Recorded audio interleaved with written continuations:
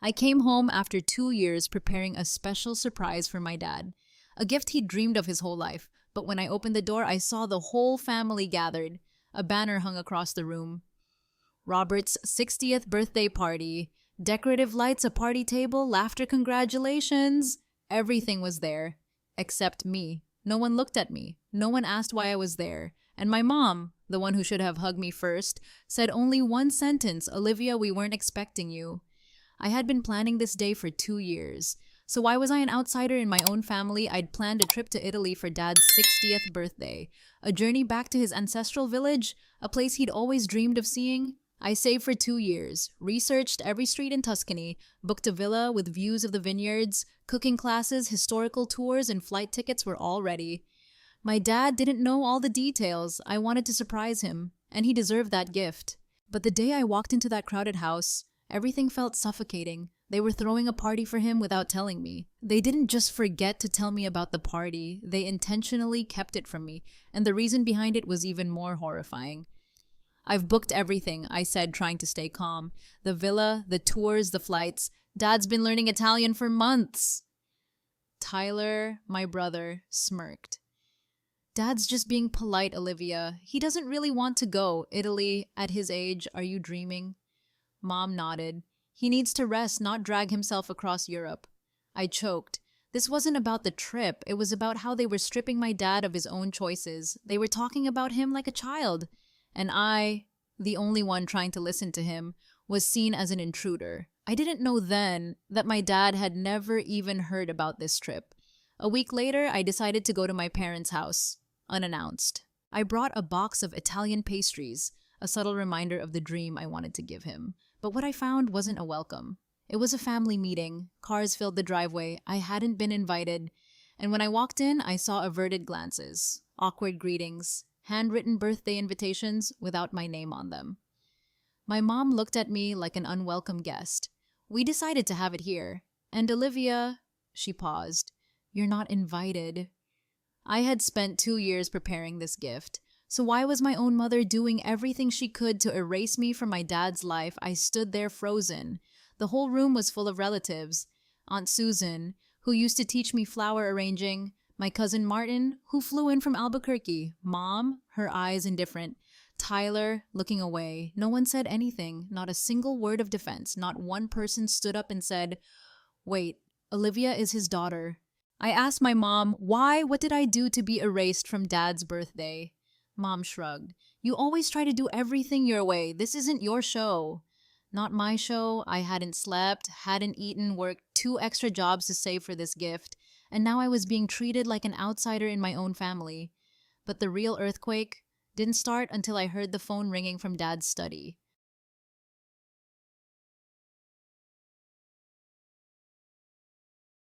When the third ring sounded, Mom flinched. "Your dad left his phone at home." No way. After his heart attack last year, my dad never left his phone. It was his lifeline. If he didn't have it, it meant he hadn't gone anywhere. I felt something collapse in my chest. I sat down at the kitchen table. "Where is Dad?" Mom evaded. Tyler was silent. Finally, I said, "You're hiding him, and you're hiding me." I opened my phone, drafted a message. "Dad, I'm at home. If you see this, call me back." No reply. That's when I knew Dad had never heard about the trip. Dad didn't know about the gift I had prepared. They didn't just erase me from the party, they erased me from his memory. And what Mom did next was the peak of manipulation. I stood up, about to leave, but Mom stopped me. She looked at me for the first time, no longer pretending. No polite smile, no calm voice, just eyes, cold as steel. "You want to know what's going on?" she said softly. "Fine. Everyone here agrees. You are not welcome at your father's birthday party." I froze. Aunt Susan bowed her head. Tyler avoided my gaze. "Who do you think you are?" Mom hissed. "Always trying to be the hero, the perfect daughter, the one who understands Dad better than his own wife." I swallowed hard. The naked truth was harsher than any slap. I wasn't forgotten. I was intentionally excluded. But why? The real reason? No one had said yet. I left the house, once my home. No one called me back. No one held my hand. In the car, I shakily made 3 phone calls, cancel the villa in Tuscany, cancel the private food tour, transfer all $56 300 back into my savings account. I had prepared for 2 years for this gift, and in just 10 minutes, I erased it all, erased the dream, erased the trust. Before driving away, I sent one last message. I love you, Dad. I'm sorry I won't be there for your birthday celebration. I hope one day you'll understand why. I blocked everyone's number. Mom, Tyler, Rebecca, all the people who had remained silent when I needed them most. I only kept one contact, Dad. I thought I had lost everything. Until someone called at 3 a.m. and revealed a shocking truth. 3:17 a.m. A missed call from Tyler, a voicemail longer than 40 seconds. I hesitated, but then pressed play. Olivia, it's me. I have to talk to you. We messed everything up. Dad never knew about the Italy trip you planned. He thought you didn't want to attend his birthday. I held my breath. Every word was like a small knife cutting into my last fragile trust. Mom, blocked all your messages, emails, even the travel guide you left on the table. She hid it. She told Dad you were too busy, that you didn't care about family anymore. The air in the room felt sucked out. I sank to the floor, my heart pounding chaotically. My dad didn't know. He thought I had abandoned him. I called Tyler back. For the first time in months of silence, and he told me everything. Tyler answered on the first ring. I'm sorry, Liv. Truly. For the next 45 minutes, layer after layer of deceit was peeled back. Mom deleted my emails before Dad could read them. Phone messages were blocked using a special app. She fabricated stories for every family member. To Dad, I was too busy. To relatives, I was selfish. To Rebecca, I was controlling, acted too smart. Tyler lowered his voice. I think Mom's jealous of your relationship with Dad. It's always been that way. You're the only light she can't touch. I was speechless, not just betrayed. I was turned into the villain in the very story I had written with love. It turned out I wasn't forgotten. I was intentionally erased from the script by my own mother. I messaged Tyler one line, tell Dad I'm coming, but don't tell Mom. The cabin by the lake, where Dad used to call his secret base when I was a kid. I parked the car, got out. No sound but the wind and the lapping water. He was sitting there alone on the weathered wooden chair. The afternoon sun cast long shadows on his graying hair. His back was slightly hunched, as if carrying the weight of what he didn't know. Dad, I called like a lost child. He turned. His eyes were red-rimmed, but his gaze was as gentle as ever. No reproach, no resentment, just 2 open arms. I ran into his embrace, the last safe haven left in a world that had just collapsed.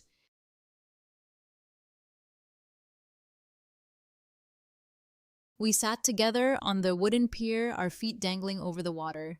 I recounted every detail of the Italy trip, about the villa, the cooking classes, the dream he never dared to voice, but which I had silently built. He listened without interrupting. Then he took a folded travel guide from his pocket. I found it in your mom's dresser drawer. When I asked her, the story kept changing. I nodded, tears falling. You thought I didn't care about your birthday? I choked out. Did you believe her? A pang of pain crossed his face. I had doubts, but when there were no messages, no words from you, I started to believe. That was the moment I understood. No shouts needed, no broken things, just a moment of manipulated silence, and a father-daughter bond could be severed by lies. I want to know, Dad, how deep does this go? And he simply replied, deep enough that I'm not sure about my marriage anymore, Olivia.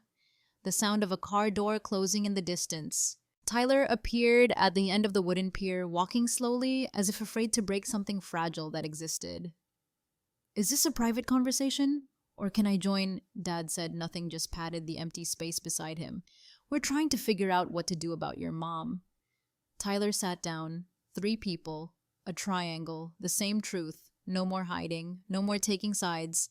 We need to confront Mom together. Tyler said, his voice firmer than ever. She can't keep manipulating if no one believes her story anymore. I nodded. Dad nodded. For the first time in years, we weren't disconnected pieces. We were an alliance formed from pain. We need to talk to Rebecca too, Tyler suggested. Something's off. Her attitude towards you changed a few weeks ago, but I don't know why. It suddenly struck me, the awkward glances, the half-finished sentences, The birthday wishes for Dad that said nothing about the Italy plan. Maybe Mom told her a different version, I sighed. Divide and conquer, a classic manipulation tactic. The three of us began connecting the pieces. Blocked emails, deleted messages, distorted words. A horrifying picture emerged, the entire family systematically divided by the person who was supposed to hold them together. Dad quietly pulled an old photo from his wallet, me at 7 sitting on his shoulders, grinning widely during a camping trip. I don't know when this started, but I know one thing. It won't continue. Tomorrow, I said, my voice no longer trembling, we'll meet Mom, together. The next day, we sat around the living room table, where just a few days earlier, Mom had looked me straight in the face and said, "You are not welcome." Dad sat up straight. Tyler was silent. I placed a printout of the Italy trip confirmation email in the middle of the table. Mom looked at it, her face expressionless. "What is this?" Dad spoke first. "We know everything, Caroline, about the blocked emails, the deleted messages, the distorted plans." Tyler followed. "About you lying to everyone, fabricating stories to divide us. Even Rebecca. No more evasion, no more pretense." "Why, Mom?" I asked. "Why turn Dad's birthday into a family battle?" Mom tried to laugh. "Do you know what it feels like to be on the outside of your own family?" Her voice hardened.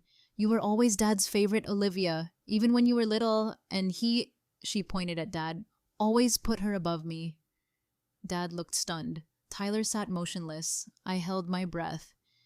When she started planning that trip to Italy, where her dad always dreamed of going, I knew I'd be left behind. Her anger, her accumulated bitterness now spilled out in words, no longer denials, but a distorted truth suppressed for 39 years. "I don't need to apologize," she concluded. "I only did what I had to do to avoid being erased from my husband's and daughter's lives. This," I said, "will not continue, but I'm not sure I can forgive." The air after Mom's confession was thick like glue. No one spoke. Only the ticking of the clock in the living room continued. No one dared to break the initial silence. Finally, Tyler spoke. "Mom, you need help." Mom's eyes widened. "What are you saying?" "Not blame, but what you did. It's no longer normal family jealousy. You manipulated, you divided, and you believe you're right. We need a professional." I looked at Tyler. It was the first time I'd seen him stand in the middle, not siding with Mom, nor entirely with me.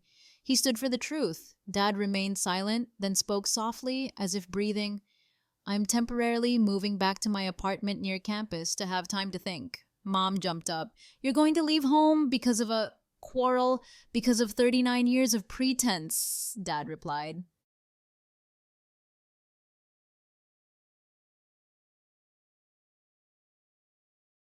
That night, I lay silently in bed, phone in hand, reopening the photos of the Italian villa I had booked.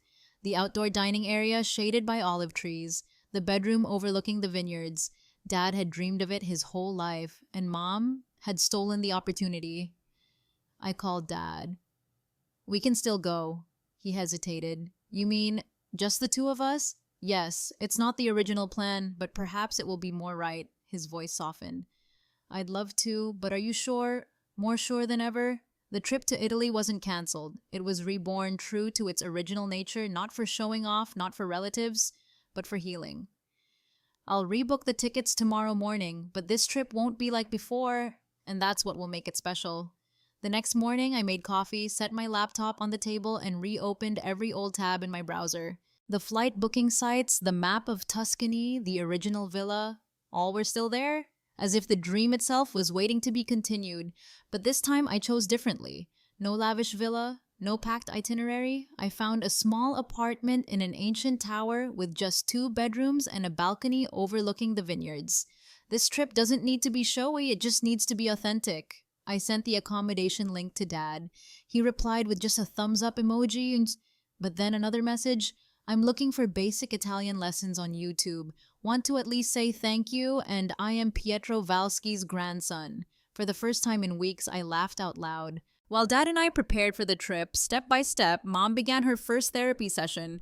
Tyler drove her even though she protested the whole way, not because she didn't need it, but because for the first time she had to face herself without blaming anyone else. Rebecca messaged me, "Tyler's changed. Last night he did the dishes without anyone asking." I smiled. In this mess, one thing was clear: the family wasn't falling apart. It was rearranging itself, and I realized I was no longer the excluded one. While looking for information about the village of Castellina, I received a strange email from a man named Giovanni Ricci, the owner of a small olive farm near my grandfather's village. "I think we might be related, and I have some old documents of the Valsky family you should see." I clicked to open the attached file, and what I saw could completely change the story I once knew about my family. The attachment from Giovanni opened to an old faded but chillingly clear image. A young man standing in front of a stone gate, his gaze stern, holding a small sign. On the sign, clearly written in Italian, "Pietro Valsky, in 12, day of departure from Castellina." I held my breath. It was my dad's grandfather, the place where every story began. But what made me shiver wasn't the image itself.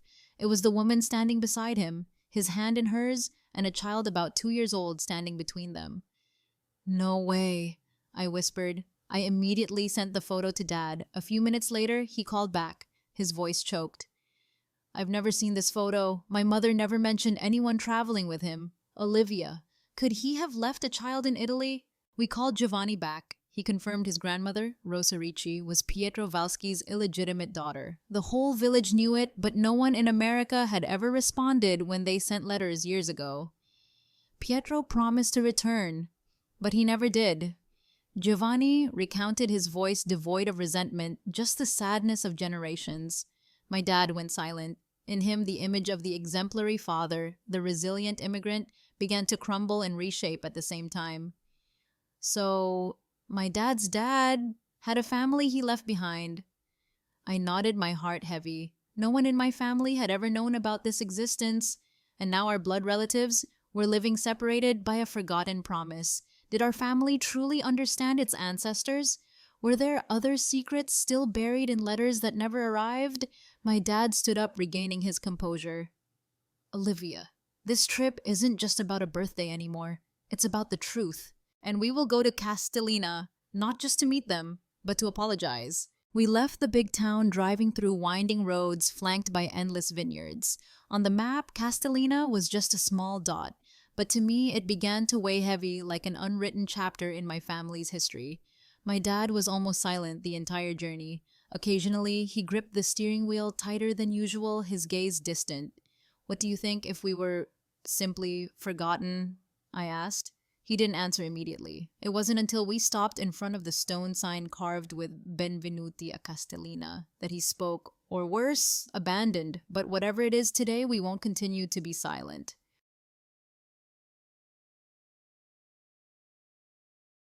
Giovanni led us into an old house, with a low-tiled roof, the dining table set under a leafy grape arbor. His daughter, Elena, studying at university in Florence, was the linguistic bridge between two generations of relatives who had never met. "We have been waiting for this meeting for many years," Giovanni said, raising a glass of red wine. I observed everyone's faces, familiar yet strangely new features. Those eyes, those high cheekbones, that slightly crooked smile, all reminded me of my grandfather, whom I had never truly known well. After lunch, Giovanni brought out an old wooden box containing keepsakes and correspondence between generations. Among them was a letter that had never been sent. "It's Pietro's letter from 1913, sent back to America, but the address was wrong. It returned, and we kept it." My dad opened the letter, the shaky handwriting written in Old Italian. "Caroline, if you receive this letter, know that I never wanted to leave. But I cannot return. One day our daughter will understand. I love you, and I love our little girl." A daughter. The child in the photo wasn't Giovanni. So, who was truly my great-grandmother? I looked at Dad. If Pietro had a daughter who stayed behind, then who was she, and what prevented him from returning?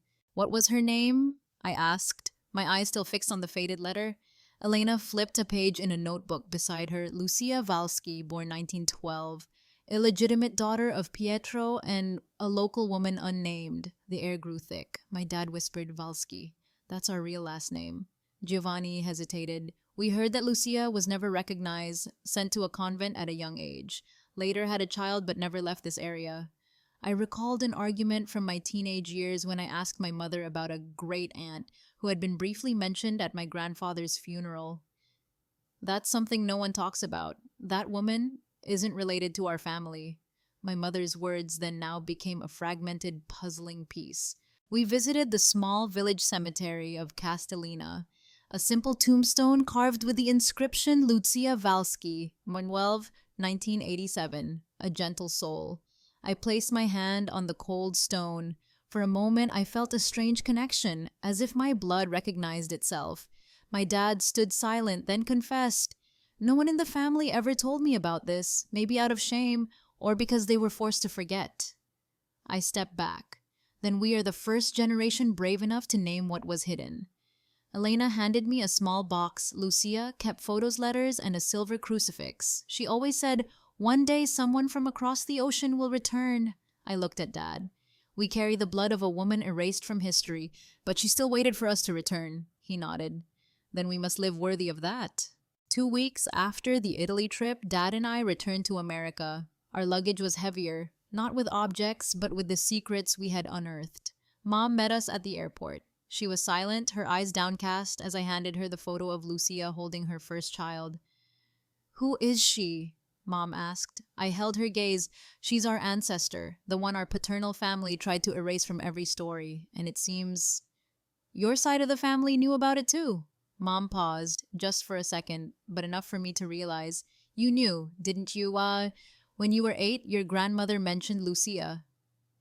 And you chose to remain silent all these years." One rare evening, Mom sat beside me in the kitchen. No shouting match, no coldness, just 2 women carrying the weight of unshared memories. "I once found a letter from your grandmother to Lucia, hidden in an old prayer book." I was surprised. They were in contact only once. In the letter, she apologized for her silence, for letting the family force her to turn her back on her own sister, just because Lucia carried an illegitimate child. I stiffened. "And that child is your great-grandmother?" Mom nodded, her eyes welling up. "I carried that shame my whole life, tried to deny it because I was afraid you'd know, afraid you'd feel your own blood tainted." I smiled softly, the first gentle smile towards my mother. "We carry the blood of the excluded, but that's why we need to remember them even more." Mom squeezed my hand. "Perhaps it's time for our family to rewrite the family tree from the beginning, and this time, no one will be left behind."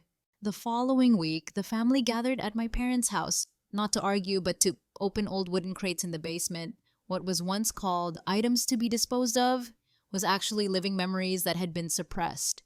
Every notebook, every photo, every torn card was like a piece of Lucia, the woman whose name had been erased from the family tree.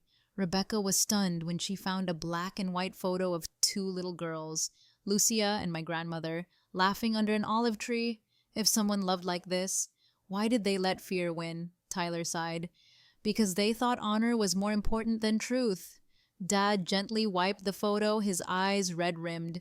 "No one has the right to choose who is remembered and who is forgotten. We will not repeat that mistake."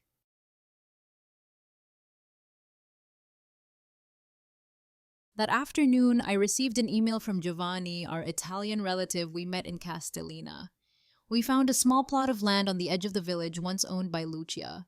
Although she left, the authorities still kept her name on record. Now by inheritance law, it belongs to Lucia's descendants, which is you. I sat in silence, rereading every line. It's just a small vineyard plot, but it's a part of history, a place where the forgotten left their mark. I printed the email, placed it on the table among everyone. "This is where a new beginning starts, not just for the past, but for the future." Tyler whispered, "We should go there again, not to learn history, but to rebuild it." This flight to Florence wasn't just for me and Dad. Tyler came along. Even Rebecca took time off work. Mom said nothing, but that morning she personally placed an antique lace shawl in my hand. It had belonged to my grandmother. She and Lucia embroidered it together. "If you take it, place it where it belongs." We arrived in Castellina at sunset. The slanted sunlight spilled over the lush vineyards like a welcome. The small plot of land on the edge of the village, still raw and untouched. No fence, no sign, just a few grapevines and an old olive tree. Lucia once planted these seeds, Giovanni said, leading us to the edge of the land, perhaps with her own hands. No one spoke. No lengthy speeches needed. I placed the lace shawl on the olive tree. Tyler poured a little Chianti wine from the adjacent vineyard onto the base of the tree as an invitation for her spirit to return. Dad quietly read a passage from Lucia's unposted letter. I'm sorry I caused the family distress, but I never regretted loving and choosing love, even if it meant going far away. Tears fell silently. No one wiped them away. No one hid them. This wasn't a farewell, but a rebirth. Rebecca touched Lucia's name, which we had carved on a small stone placed by the tree's base. She's no longer hidden. As we prepared to leave, Giovanni ran back with an old handwritten letter wrapped in leather. I found this in the village library. It seems it was never sent. Giovanni handed me a worn letter, the ink faded but still legible. It was Lucia's handwriting. If someone finds this letter, please understand that I didn't leave to forget my family, but to protect another small part of it. My son, he carries the Valsky blood and he deserves to live without fear. I read the line over and over again. Son Lucia had a son, no one in the family ever knew that. Tyler sank to the ground, whispering, so that means we have relatives still. The next day, the group returned to the town's civil registry office. Rebecca, who used to work at a law firm, helped translate and cross-reference birth records. We found a name, Matteo Valsky, born 1953, illegitimate child mother, Lucia Valsky. No father's name. We were told Matteo still lived in a small town near Pisa. He was retired, a former literature teacher. He is our uncle, Tyler exclaimed, his face pale with shock. We said nothing the entire drive back. The implications were too immense. Dad held the letter again. His face was silent, as if he were speaking to the lost sister he had never met. Maybe this is her last gift, to reconnect a part of the family that seemed to be lost forever. We stood before the gate of a small yellow house with a mailbox bearing the name Mir Valsky. I raised my hand to knock, and it opened from the inside. The old wooden door creaked open, and a tall, gray-haired man with a weathered face appeared. His eyes lingered on my dad, then looked at me and Tyler. A momentary surprise. Then he whispered, Valsky. We nodded. No more words were needed. In that moment, I saw in Matteo's face the same look my dad had when he was moved. Blood doesn't lie.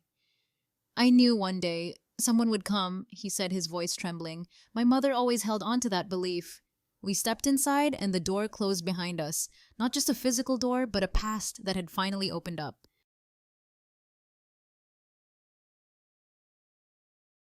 In the simple living room, Matteo handed us an old wooden box. Inside was Lucia's diary, written in her final years, the first page.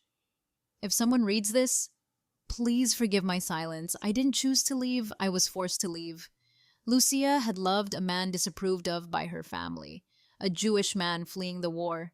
When she became pregnant, she was cut off from the Valsky family and moved to another rural area. I always taught my son that even if he didn't bear the Valsky name, his heart was still part of that legacy. Tyler held my hand. It was the first time we both cried for a woman we had never met. My dad gently placed his hand on the wooden box. My sister never abandoned the family. We abandoned her.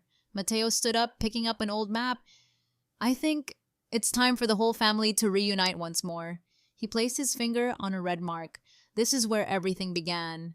A week later, Matteo and we held the first memorial service for Lucia, the woman who had been forgotten by her entire family. No priest, no lengthy speeches, just a simple wooden table under the olive tree, with her faded portrait, a glass of red wine, and her grandchildren, great-grandchildren, and descendants from both sides of the ocean sitting together for the first time. Lucia didn't need a crowd, Matteo said. She just needed to be acknowledged that she existed, and that she is a part of us. Tyler read aloud a passage from the old diary, his voice breaking when he reached the line. I don't expect to be remembered. I only hope someone will want to understand. For the first time in my life, I understood not all legacies lie in what is told, but in what is buried, denied, and then brought to light. On the train back to Rome, Dad and I sat together, each holding a copy of Lucia's diary. What do you think we should do with this? I asked. We tell it again, he replied. But this time we tell it right.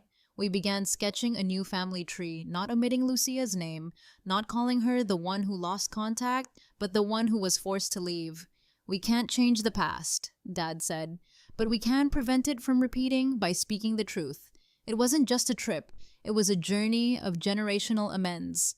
Before returning to America, I stopped in front of the small stone house in Castellina, placing a carved plaque on the door. Lucia Valsky, daughter, mother, and keeper of the truth, 9/10/1983. This time, she would no longer be forgotten. 3 weeks after returning to America, we held a belated birthday dinner for Dad. No banners, no flamboyant flowers. Just a round dining table at home with 4 people, Mom, Dad, Tyler, and me. Rebecca also arrived late carrying her newborn, the youngest member of the family. "You know," Dad said as he raised his glass, "this year I don't need gifts, just sitting here with the people who know everything, acknowledge everything, and still choose to sit together." No one said anything else. We just ate, laughed, recounted a few moments from Italy, about the village of Castellina, about Lucia. Mom listened quietly, tearing up a few times, but she didn't react defensively as before. She just whispered, "Thank you for not hiding this from me." It wasn't a perfect reconciliation, but it was the first step towards the truth being lived together. A year later, I brought my niece, the little girl named Lucia, back to Castellina. She didn't remember anything, just a 4-year-old skipping through the olive groves, but I told her about a forgotten woman, about a 3-generation journey to bring her back onto the family map. Family, I said, isn't just about blood relatives. Family is about those who dare to stay, who dare to speak the truth, and who dare to forgive. Someone once told me, the truth saves no one if no one is brave enough to hear it. I listened, and finally my family listened too. If you've ever felt like an outcast in your own family, if you've ever been misunderstood, excluded from something important just because you spoke a truth no one wanted to hear, remember, you are not alone, and the truth, no matter how painful, is always the beginning of healing. Have you ever experienced such a journey of awakening with your family? Share your story in the comments, because sometimes just one sentence from you is enough for others to begin their own healing journey.